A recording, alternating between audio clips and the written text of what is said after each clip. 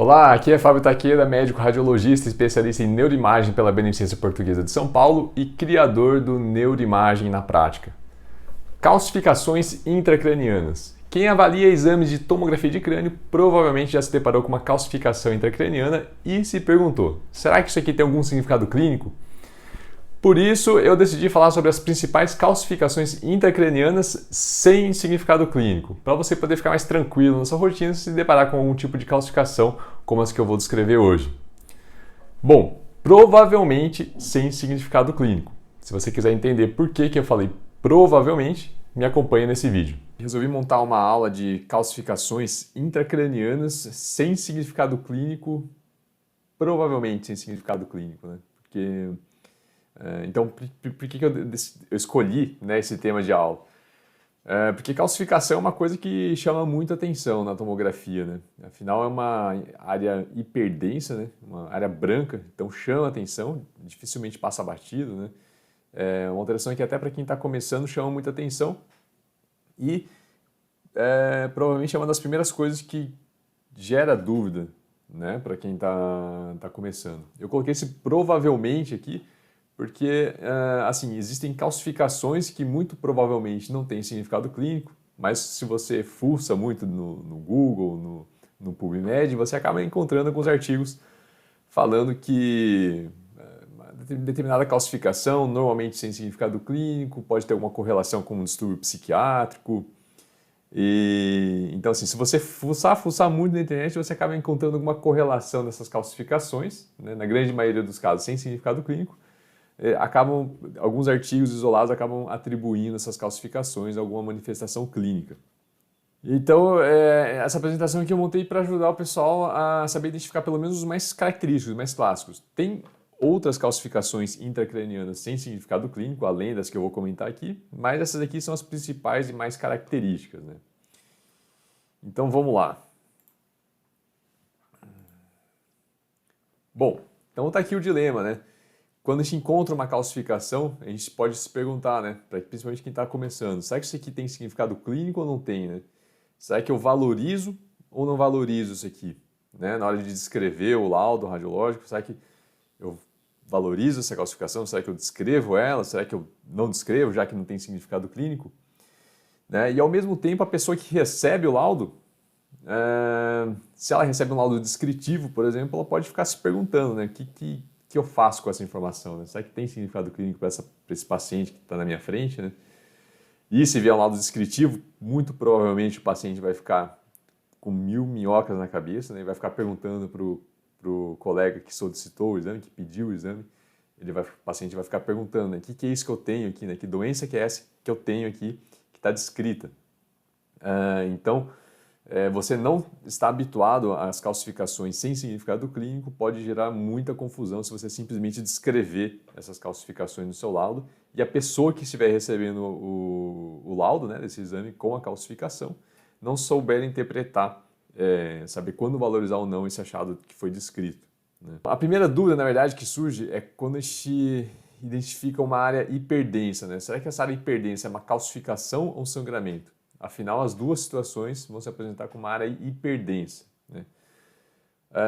Quando a imagem é muito hiperdensa, né, quando tem uma densidade e uma atenuação muito elevada, não gera dúvida. Né? Isso aí se trata de uma calcificação. Então, se você vê uma área que está muito hiperdensa, você janela a imagem para ver a calota craniana, ver o osso, e continua enxergando aquela área hiperdensa, isso aí com certeza é uma calcificação. O problema é quando a calcificação está numa faixa de atenuação meio intermediária ali, né, entre calcificação e sangramento. Né? Nem sempre a calcificação ela tem uma densidade muito elevada. Então esse aqui é um valor de referência que a gente pode utilizar, né? 100 unidades Hounsfield, né? HU seria unidades Hounsfield, que é a unidade de medida que a gente utiliza na tomografia para medir a densidade. E se estiver acima de 100, 120, varia um pouco de acordo com a referência bibliográfica, isso aqui é característico de calcificação. Porém, se for uma calcificação com menos de 100 HU, isso aí pode gerar uma confusão e pode ser muito difícil, né, de diferenciar. Principalmente na faixa ali entre 80 ou 90 HU e 100 HU. Né? Essa faixa aí pode gerar uma confusão, né?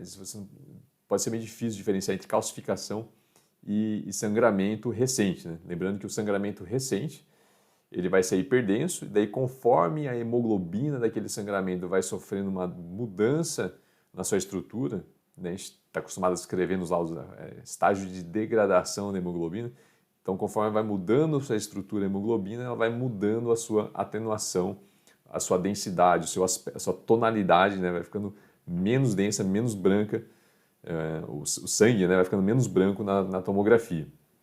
Então o sangramento recente ele pode ficar eventualmente numa faixa de densidade na tomografia muito semelhante à calcificação, e aí a gente pode ter uma dificuldade. Né? Pela tomografia, né, existe a possibilidade para quem for radiologista rico, né, para quem tiver uma tomografia Dual Energy, que é uma tecnologia relativamente recente e muito cara, né, então são poucos lugares que têm à disposição a tomografia Dual Energy, né, para uso clínico. Mas a tomografia Dual Energy é uma tecnologia que permite, né, fazer essa diferenciação quando a calcificação está nessa faixa aqui de transição entre, né, que te gera dúvida, será que é um sangramento recente ou será que é uma calcificação? Daí a tomografia Dual Energy ela pode ajudar a fazer essa distinção. Então tá aqui, né? São dois exemplos de áreas hiperdensas, mas de etiologia diferente. Aqui a gente tem um caso de um paciente com TCE. Na verdade é o mesmo paciente aqui, mas eu peguei estruturas diferentes para ilustrar. Né? Então quando você está com uma área hiperdensa, você está com dúvida, né? Principalmente no começo você não está muito acostumado com os padrões, com a curva ali de densidade, uma ferramenta que você pode utilizar é fazer a medida da densidade daquela região que está hiperdensa, que está mais branca. Daí você vai lá e coloca um ROI, né, que é a região de interesse, normalmente uma elipse, né? Você pode desenhar também, mas na nossa rotina, no dia a dia, a gente usa uma elipse. Aí você coloca essa elipse, esse ROI, na área que você considera hiperdensa e mede a densidade dentro daquela bolinha ali, né, daquela elipse. Se a densidade estiver mais baixa, como aqui no caso a gente está com 57 HUs, isso aqui é bem característico de um sangramento recente. Né? Já se a densidade estiver muito elevada, acima de 100, acima de 110, aqui no caso está com 177 HU, isso aqui é muito característico de calcificação. Mas geralmente quando a densidade está muito elevada, igual a gente está observando aqui, só com um simples janelamento da imagem a gente consegue fazer a diferenciação. Né? Quando a gente janela para a janela óssea, a gente vai continuar enxergando o pontinho hiperdenso ali da calcificação, enquanto que no caso do sangramento, quando a gente janela para a janela óssea, geralmente a gente some, né? Fica bem difícil, mais difícil de enxergar aquela hiperdensidade causada pela hemorragia e, portanto, com uma densidade um pouco menor. Tá? Aqui então é um exemplo de calcificação no plexo coróide, que é muito comum, calcificação na pineal, né? Que é muito comum, a gente vai discutir daqui a pouco. Isso aqui é um caso de hemorragia subaracnoide pós-trauma. Plexo coróide. Então, o plexo coróide é um dos locais mais típicos, tá? Esse característico é muito, muito comum. Você vai ver ao longo da residência e depois também, espero eu, né? Você vai ver muitos casos de calcificação no plexo coróide sem significado clínico, né? Então, o que é o plexo coróide? O plexo coróide ele é uma estrutura que, classicamente, a maior função atribuída ao plexo coróide é a produção de líquor. A maior porção do plexo coróide ele vai estar dentro do átrio ventricular. Tá? O átrio ventricular a gente vai revisar daqui a pouco rapidamente a anatomia, né, do sistema ventricular, só para não ficar boiando aqui quando eu for descrever a localização, né, do plexo coróide. Então, mas lembre já que na região do átrio ventricular é onde a gente vai ter a região mais proeminente do plexo coróide, né? É uma região chamada de glômus do plexo coróide. E, consequentemente, como é a região mais proeminente, geralmente é no glômus, né? na região do átrio ventricular, que a gente vai ver as calcificaçõezinhas ali do plexo coróide. A calcificação no plexo coróide ela vai aumentar a frequência que a gente vai observar conforme aumenta a idade, avança a idade dos pacientes, né? Então, você pega um paciente de 60 anos de idade, a chance de você identificar uma calcificação no plexo coróide vai ser muito maior do que num paciente mais jovem, né? E existem algumas condições clínicas em que você vai aumentar a quantidade de calcificação ou causar até um excesso de calcificação, né? Às vezes o plexo coroide fica, toda a extensão dele fica calcificada. Então, algumas condições como inflamação, né? Se você tiver um quadro infeccioso, uma ventriculite, né? Associada a um quadro infeccioso intracraniano, esse processo inflamatório pode acelerar e pode causar um excesso de calcificações no plexo coroide, né? Pacientes com hemorragia, né? Paciente que teve um TCE, que sangrou por algum outro motivo e o sangue extravasou para o interior do sistema ventricular, esse sangramento também pode causar um aumento na calcificação do plexo coroide. E também não é raro, né, a presença de distúrbio do metabolismo do cálcio ou fosfato. Quando a gente fala em distúrbio do metabolismo do cálcio, geralmente está falando de distúrbios relacionados que envolvem de alguma forma a paratireoide, né? Então todos distúrbios de metabolismo, hiperparatiroidismo, hipoparatiroidismo, pseudo-hipoparatiroidismo, pseudo-hipoparatiroidismo, todos os distúrbios de metabolismo do cálcio pode resultar num aumento nas calcificações do plexo coroide. Tá? Mas o fato, lembra disso aqui, ó, guarda essa linha aqui. Tá? Então guarda essa linha aqui, tá? Essa linha aqui é a mais importante desse slide, que calcificações discretas no plexo coroide podem ser identificadas em qualquer idade.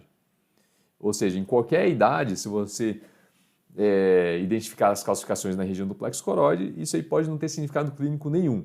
Né? Mas agora, alguns cuidados você tem que ter. Indo em encontro a essa linha aqui, né, de que a prevalência aumenta com a idade, se você identifica calcificações no plexo coroide com pacientes com menos de 9 anos de idade, não os foquinhos, pontinhos de calcificação, mas se você vê calcificações mais extensas num paciente pediátrico, por exemplo, isso aí deve chamar a sua atenção, né? Daí tem que ser feita uma investigação, ver se tem um histórico de um sangramento intraventricular, né, na fase neonatal, se teve um quadro de infecção. Se não tiver um histórico que justifique um excesso de calcificações no paciente pediátrico, daí vale a pena prosseguir a investigação, ver se esse paciente não tem algum distúrbio do metabolismo do cálcio, por exemplo, né? Ou alguma coisa que justifique essa calcificação atípica no paciente pediátrico.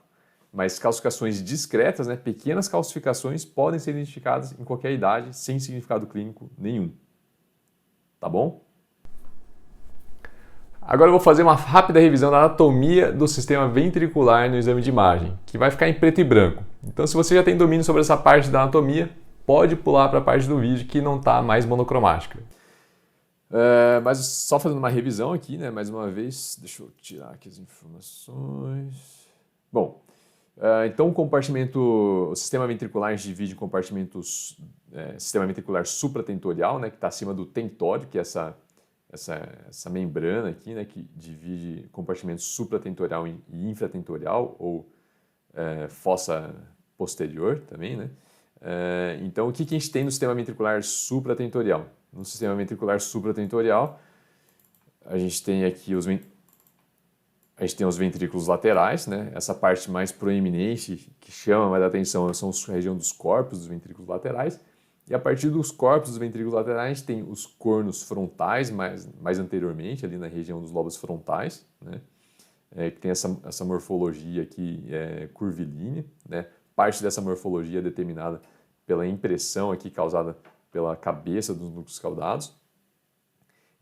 Posteriormente aqui ao corpo do ventrículo lateral, a gente vai encaminhar para uma região chamada de átrio ventricular. Né? Átrio ventricular é essa região triangular aqui, mais posterior, que é um ponto de encontro de vários pontos, várias regiões aqui do ventrículo lateral. Né? O ponto de encontro do corpo do ventrículo lateral, o corno occipital, que é esse prolongamento mais posterior aqui do sistema ventricular na região occipital, e também o corno temporal, né? Mais anteriormente ali, obviamente, no lobo temporal. Né? Então, o ventrículo lateral, né, no compartimento supratentorial, tem esses prolongamentos, né, e cada prolongamento recebe seu nome específico de acordo com o lobo onde ele está localizado. Então, a gente tem o corno frontal aqui na frente, o corno occipital aqui posteriormente. O corno occipital, normalmente, a gente não enxerga ele muito bem. Ele só vai enxergar quando ele está um pouquinho dilatado, geralmente por uma atrofia cerebral, né? normalmente ele fica escondido, como a gente está observando aqui no lado direito, né? A gente não enxerga muito bem ele. Aí conforme vai atrofiando o encéfalo, né, o cérebro, e vai tendo uma dilatação compensatória, ele vai ficando mais evidente. Ou também quando se chama hidrocefalia, né? Então a gente tem o corno frontal, lá no lobo frontal, o corno occipital e o corno temporal, né? E o ponto de encontro chama-se átrio ventricular, né? O átrio ventricular, o átrio era o nome dado nas casas romanas, né? A região central da casa, ali, que era o ponto de encontro dos cômodos da casa romana, né? Por isso que é chamado de átrio ventricular. Assim como a gente tem um átrio cardíaco no coração, né? Que é o ponto de encontro das veias. Então essa região triangular aqui é o átrio ventricular. E é na região do átrio ventricular que fica a região mais proeminente do plexo coroide, né, chamado de glômus. Então está aqui um exemplo, né, uma calcificação do glômus, do plexo coroide, muito, muito comum, normal em qualquer faixa etária. Tá? Os ventrículos laterais eles vão se comunicar com uma estrutura ímpar. Né? Então os ventrículos laterais são estruturas pareadas, né? A gente tem um em cada hemisfério cerebral, e eles vão se comunicar com essa estrutura ímpar aqui, única, né, na linha média, chamada de terceiro ventrículo, através dos forames interventriculares, que tem um epônimo, né, forame de Monro. Então tem esses forames interventriculares, vão se comunicar com o terceiro ventrículo, que por sua vez vai se comunicar com o quarto ventrículo, aqui na fossa posterior, através do aqueduto cerebral, né, que é uma estrutura alongada bem fininha, um canudinho pediátrico, aqui, né, um canudinho bem fininho, que comunica todo o sistema ventricular supratentorial, que a gente acabou de ver, com o quarto ventrículo aqui na fossa posterior. E o quarto ventrículo, por sua vez, ele vai ganhar acesso ao espaço subaracnoide através dos forames de Luschka, que são os forames laterais, aqui está mais difícil de ver, e o forame de Magendie na linha média. Tá? Então, eu precisei fazer um pouco dessa rápida revisão aqui, porque a anatomia do plexo coroide está intimamente relacionada à anatomia do sistema ventricular. Né? Eu peguei aqui um caso de um paciente com uma dilatação ventricular. Quando o paciente tem dilatação ventricular, fica mais fácil de identificar as estruturas do plexo coroide. Então, isso aqui é uma imagem de tomografia, né? Tomografia que é uma imagem de ressonância magnética, um FLAIR T2, volumétrico, para a gente revisar aqui então a anatomia agora do plexo coroide. E no exame de imagem, assim como na cirurgia, quando o paciente tem uma hidrocefalia, quando tem uma dilatação ventricular, fica mais fácil de localizar as estruturas do plexo coroide. Né? Então, vamos lá.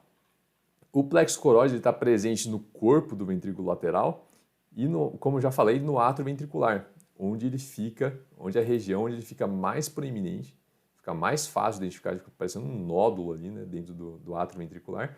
E essa região, portanto, a gente vai identificar com maior facilidade a calcificação do plexo coroide. Mas toda a extensão do plexo coroide no interior dos ventrículos laterais ele pode calcificar. Né? Então, quais são as outras regiões? A gente pode observar aqui que ele corre também, ó, tá vendo? Ao longo do corpo do ventrículo lateral. Ele apresenta uma extensão anterior, ó, aqui a gente está no átrio ventricular, no globo do plexo coroide, ele apresenta uma extensão mais fina aqui no corno temporal do ventrículo lateral, tá vendo? Aqui a gente está indo para o corno temporal, ó. Ele vai até lá na frente. Então toda essa tripinha aqui, ó, que acompanha o corno temporal, ela pode calcificar também. Né? Então o globus, mais uma vez no átrio ventricular é a região mais proeminente, mas a gente pode ter extensão ao longo do corpo do ventrículo lateral, corno temporal do ventrículo lateral, e ele apresenta uma extensão aqui, ó, através dos forames interventriculares ou forames de Monro, para o terceiro ventrículo, onde ele vai ficar no teto ali, vai ficar na parte mais superior do terceiro ventrículo. Aqui no axial fica um pouco mais difícil de definir, né, se está em cima ou embaixo, mas quando a gente reconstrói no plano sagital, a gente consegue observar melhor a distribuição aqui do plexo coroide, ó, nessa região mais superior, aqui no teto, ao longo do teto do terceiro ventrículo, tá vendo? Toda essa estrutura alongada aqui de contornos levemente irregulares é o plexo coroide no teto do terceiro ventrículo. Já na fossa posterior, onde que a gente vai identificar o plexo coroide no sistema ventricular infratentorial? A gente vai identificar ele no interior aqui do quarto ventrículo e ele apresenta uma extensão através dos forames de Luschka, né, até a região do espaço subaracnoide. Então a calcificação do plexo coroide aqui na fossa posterior, ele pode causar calcificações que a gente vai identificar como estruturas mais alongadas, calcificadas nos forames de Luschka, né, nesse forame que comunica o quarto ventrículo com o espaço subaracnoide. Eventualmente um pouco de calcificação aqui no espaço subaracnoide, né, nesse prolongamento do plexo coroide, ou também no interior do quarto ventrículo. Né? Não é raro a gente identificar pequenas calcificações no interior do quarto ventrículo, correspondendo a calcificações do plexo coroide, sem significado clínico muitas vezes. É menos comum no quarto ventrículo, né, do que no ventrículo lateral, principalmente no átrio ventricular, mas pode ser identificado também. Tá certo? Então tá bom.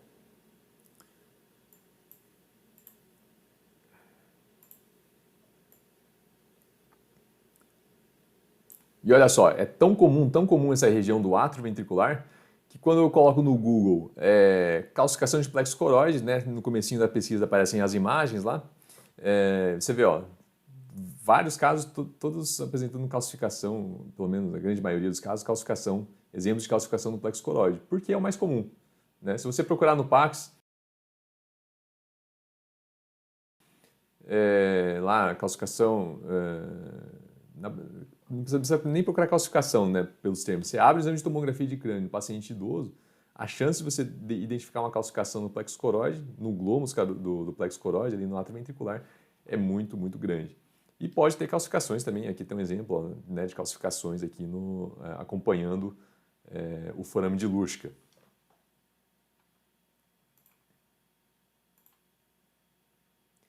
E aqui tem um caso mais exuberante, né, só para ilustrar um caso de tomografia mostrando calcificação em praticamente toda a extensão na anatomia do plexo coroide. Né? Começando aqui na fossa posterior, aqui a gente tem os hemisférios cerebelares, o bulbo, e os forames de Lurchka aqui, né? Então a gente já tem o plexo coroide calcificado desde a região intraventricular, aqui no interior, na saída do quarto ventrículo, né? Aqui no forame de Lurchka e aqui já no espaço subaracnoide. Aqui tem uns foquinhos de calcificação no interior do quarto ventrículo, não é raro a gente observar isso aqui. Aqui, mais cranialmente, a gente observa a calcificação do plexo coroide no corno temporal do ventrículo lateral. E aqui o mais característico e muito mais frequente, né? A gente tem calcificações também no átrio ventricular, na região chamada de glômus do plexo coroide, e aqui no corpo do ventrículo lateral.